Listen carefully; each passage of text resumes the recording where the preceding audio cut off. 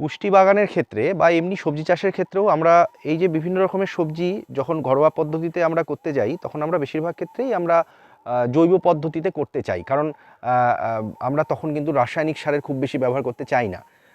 পুষ্টিগত কারণেই হোক বা আমাদের খরচেরও একটা ব্যাপার রয়েছে, সুস্থিরভাবে ব্যাপারটাকে করার জন্যও কিন্তু জৈব চাষ ইম্পর্টেন্ট। তো সেক্ষেত্রে আমরা প্রথমেই ছোট ছোট কিছু জিনিস মাথায় রাখতে হবে, যে প্রথমেই আমরা কেঁচো সার হোক বা অন্য কোনো জৈব সার হোক সেটা জমিতে দিয়ে তারপরে চাষ করলে কিন্তু প্রথম কথা ফলনটাও বেশি আসে এবং সেক্ষেত্রে গুণগত মানেরও একটা ফারাক আমরা কিন্তু দেখতে পাই।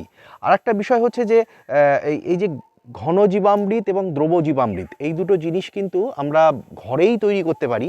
ঘরে তৈরি করে এই দুটোকে কিন্তু আমরা ব্যবহার করতে পারি। আমরা মাটিতে ছড়িয়ে একদম সারের মতো ঘন জীবামৃতকে আমরা মাটিতে ছড়িয়ে দিতে পারি, যেটাতে কিন্তু আমরা অনেক লাভ পেতে পারি।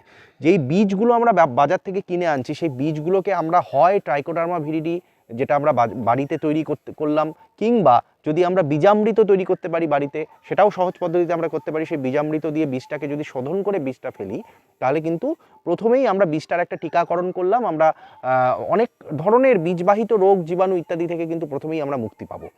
এরপরে যখন আমরা চাষবাসটা শুরু করলাম, আমরা তখন কিন্তু একে একে বেশ কিছু উপায়, যেমন ভাবা যায় যে আগ্নেয়াস্ত্র, ব্রহ্মাস্ত্র, এই ধরনের যে জিনিসগুলো রয়েছে, যেগুলো কিছুটা ওই রোগ পোকা নিয়ন্ত্রণের ক্ষেত্রে কাজে দেয়, সেইগুলোকে কিন্তু আমরা নির্দিষ্ট ইন্টারভ্যালে 15 থেকে 20 দিন পর পর কিন্তু আমরা রোগ পোকার জন্য ব্যবহার করতে পারি, সেগুলোকে স্প্রে করতে পারি। এছাড়াও যেটা জীবামৃত রয়েছে, মাটিতে যখন জৈব চাষ করছি, আমাকে মনে রাখতে হবে মাটির অণুজীব কত ভালোভাবে সাস্টেইন করছে, অণুজীব কতভাবে কাজ করছে, সেটার উপরে পুরো চাষটা নির্ভর করছে।